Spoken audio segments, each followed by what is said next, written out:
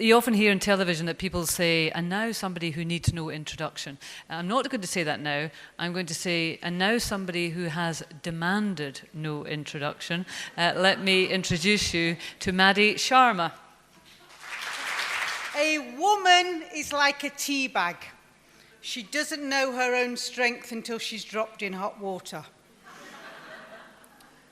In your heads, I want you to rate yourself out of 10 on your ability to make change, either in your own communities, within your family, within the UK, within Europe, or even within the world. What is your ability to make change? This single point. My Twitter handle is Victim to Changemaker, and I want to share with you why. At the age of 16, my dad told me that business was no place for a woman. All Indians are going to be doctors, dentists, or pharmacists, so I got packed off to Portsmouth Polytechnic. At the age of 19, I had an arranged marriage. I arranged it because my parents didn't agree with my choice. And basically because I'd dropped out of university to get married. At the age of 23, I was told that I was over-enthusiastic for my job. How can anybody be over-enthusiastic for a job, let alone it was a banking job? Sorry, Royal Bank of Scotland, it wasn't Royal Bank of Scotland. At the age of 28, I was told that I would never succeed in anything that I wanted to do because I was a woman. That is by my now ex-husband. Yes! And the reason he's my ex-husband is because he put me on the floor and he kicked me to bits. And for 2 days, I am lying on the floor. For the whole of my life, people had told me that I couldn't do. I wasn't worth anything. I had no qualifications. I had no skills. You're just a woman. Now, you're either going to lie there as a victim and be a victim for the rest of your life, or you're going to make a change. And whilst I would never wish that on anybody else, it was probably the best thing that ever happened to me, because out of the chrysalis came the beautiful butterfly. I have no qualifications, no skills, no competences that are recognized in any formal way. I had absolutely no money. I was in poverty.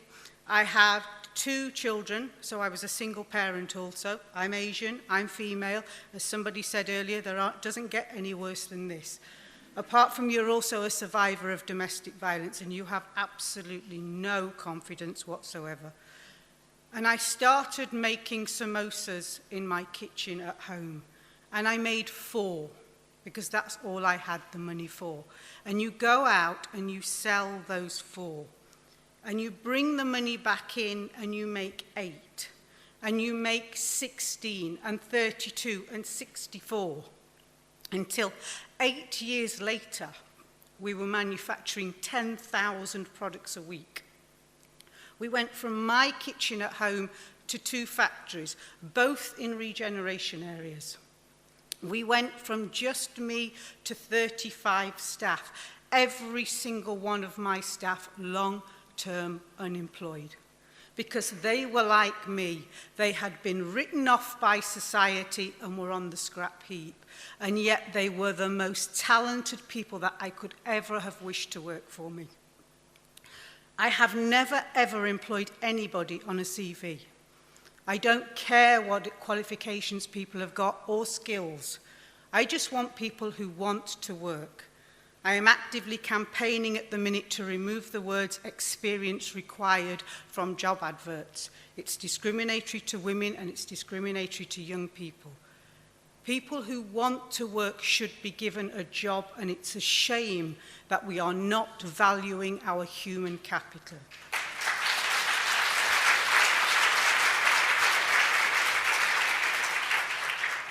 I was accredited with being Asian Woman of Achievement and the UK's Best Boss. And I was the fastest company to pass Investors in People. And then, yes, I got my second kicking because I failed in business. It wasn't my fault, although we have a no-blame culture in my company, so everything is my fault. But I was given an advisor from a UK government department who was a disqualified director. Needless to say, long story, put it to bed, gone away now. 8 years of my life, I learnt loads. So what do? Are you going to give up? No. Pick yourself up, dust yourself down, and off we go again. I now run the Madi Group. Madi stands for Make a Difference Ideas. If I don't make a difference, my life has been wasted. I got up at 4 o'clock this morning to fly up here, and I arrived yesterday at 11 o'clock at night from Istanbul into London. I am going back to London tonight at 4:30 from here, 6:30 from Glasgow Airport. I'll land at 7:30, and then I have to drive home to Nottingham. I'll be 11 o'clock before I go home. Please, somebody say I'm going to make a difference to somebody's life in the room. The Madi Group. Well, basically, what happened with Madi is I realized that if Versace and Gucci could brand their names, why couldn't I? So I did. My name is a registered trademark. It has an Om, the Hindu sign across the top of it, not because I'm pushing Hinduism, but because I'm trying to be ethical in everything that I do, so it's a reminder to me to be ethical in everything I do. Because take it from the Tibetans, business with ethics, ethics with business. We need to change the business model also. The brand of your company is the DNA of your company, so everything you stand for is in your brand. Do not destroy it and do not destroy your principles. Stand up for what you believe in. The Madi Group, I'm not going to go through the 8 international companies that I run, but basically we're a business broker. I'm an agent across the world. It's about the people I know and who's buying what and where and putting them together. That is my profitable company. And from that, we have not-for-profit companies and we have social enterprises. They look at education, they look at supporting women. And from that, we also have NGOs and think tanks that support women going through domestic violence, that support youth entrepreneurship, that support entrepreneurship in general. Because look what entrepreneurship has done for me. It has really empowered me. It has given me financial independence, and most of all, it's given me choices. So please bear in mind the value of entrepreneurship. One of my companies, well, in fact, all of the companies, none of the companies, have we used a business plan for. And I know all the academics and all the business advisors are sitting in this room going, she is not going to say this. She is going to say this. There is not a successful business person in the world who started their business with a business plan. Business plans are for accessing finance. And if you've started your business to access finance, you've started your business for the wrong reason. One of the first questions the business plan asks you is, where is your office? Where is my office? I run 8 international companies. I don't have an office. My office is a British Airways lounge. I get free coffee, free food, and they have no idea how much paper is going through that printer. Do not take on overheads that you do not need. Do business smartly. The other thing a business plan asks you is, where will you be in 5 years' time? In 5 years' time, I will be supplying the retailers and the airlines. So in order to do that, I need lorries, I need factories, I need equipment, I need staff, I need training. You've already talked yourself into £5 million worth of spend and you haven't made one samosa. Please think about it logically. Prove to the investors, prove to the bank that you have a product that is worth selling. By the way, where is my PA based? My PA is based in Delhi. My largest client is based in the US. There are no borders, there are no boundaries. Import, export, it's all the same thing. Just get on and do it. Absolutely start, because if you don't start, you will regret it. Business is not done from behind a desk. Please remember that. It's really important. So, as one of the things that I do is the corporate social responsibility, which I have now retermed community social responsibility, because I am not a big company with corporate values that mean I have to market what I'm doing and put it in an annual report. I'm doing what I'm doing for the sake of the community and social change. So, go out, share your message about what you're doing, and involve others in doing it. As part of doing that, the government invited me to sit on some task forces, SMEs, women's groups, this sort of stuff. And I got appointed to a think tank in Brussels, not think tank, the European Economic and Social Committee, which looks after civil society. And there I represent the UK, and I represent small businesses and real entrepreneurs. Women, corporate social responsibility, diversity, they're all the things that I look at. And one of the things that we do look at is entrepreneurship. I want to tell you why entrepreneurship is so important beyond what it's done to me. If I give you £1 and you give me £1, we each have £1. Agreed? If I give you one idea and you give me one idea, we each have 2 ideas. There are 7 billion people on this planet. If each person only has one idea, and that one idea is turned into an action, how many of those ideas could solve the global problems that we currently have? Climate change, food security, inequalities. Come on, we could resolve poverty if we could just turn those ideas into actions. And that's what my goal is in life. To turn 7 billion ideas into action. And yes, I am almost 50. I have 25 years left on the planet, and I will do it. The other thing that we do at the European Economic and Social Committee, so we've taken the value of entrepreneurship and what it is, and then I've also said, okay, now we want something special for women.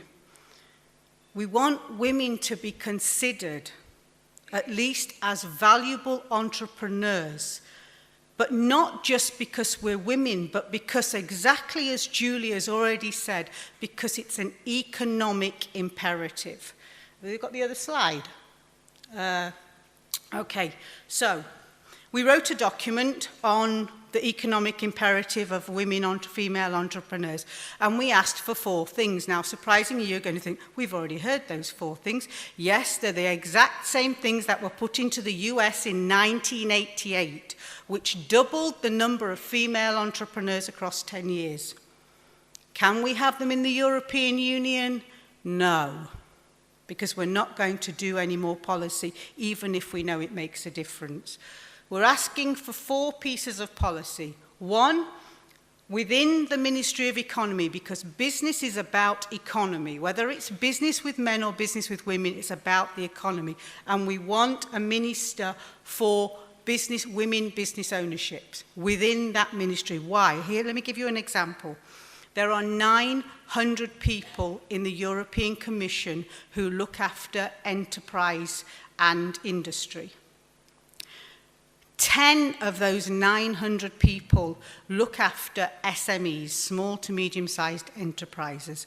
Small to medium-sized enterprises, 98% of the backbone of the economy is SMEs, being looked after by 10 people. How many look after female entrepreneurs? 1. We have to change this. So we need a minister within the economy to say, yes, we do. And what we're doing at European level, we will also ask for at national level. We want a director also to look at all the policies that the European Union makes and say, is this going to affect women? I'll just give you one quick example, social policy. So we have been really lucky that the European Commission has decided that as entrepreneurs, So great, one step forward. But in order to take maternity pay, you've got to have 18 weeks out of the office. Whose business can close for 18 weeks? And you know what the Commission's answer is? Well, you just put in a manager. Well, I'm sorry, if that manager's good enough to be running my business, they'd be running their own business. They don't understand. So we need a director who can look at all the different kinds of policies, infrastructure, transport, ICT, everything. We want data collection because I can tell you that what were Julie's figures? $1.3 trillion worth of turnover from female-owned businesses, 7.8 million people employed. Have we got those statistics for Europe? No, we haven't. So what does that mean? It means we can't prove that there is inequality going on. We can't prove where the money is going and that it might be being misdirected. So we need to collect the data. And that's another thing that we're asking for. And of course, we're also asking for gender legislation to be put in place. Now, the European Commission has told me, no, Maddie, you're not having your pieces of policy. But the European Union has a great piece of policy as part of the treaty called a European Citizens Initiative. This means that if I can collect 1 million signatures from at least 7 different member states, so that's 1 million in total, from at least 7 different member states, the European Commission and the European Parliament have to look at my document. So, I want to ask you to follow Act for Growth. We will be writing to you to say, please sign the document because we need your signatures. We need to ask you to roll it out to your networks to also please ask other people to sign, men and women, because remember this is an economic issue. It will bring growth to the country and to the European Union. So please, when you get the details, please make sure you sign. It's really important. That will be the only one thing I'm asking for from you today. I am the most successful person in the world. I have no money, I'll be completely honest, but I am the most successful person in the world. I wouldn't change my life with anybody else on this planet. It's my objective to get as many people as possible to say exactly the same thing. Gandhi said, you must be the change you want to see. Madi says, you must be the change you want to see. No excuses. Thank you.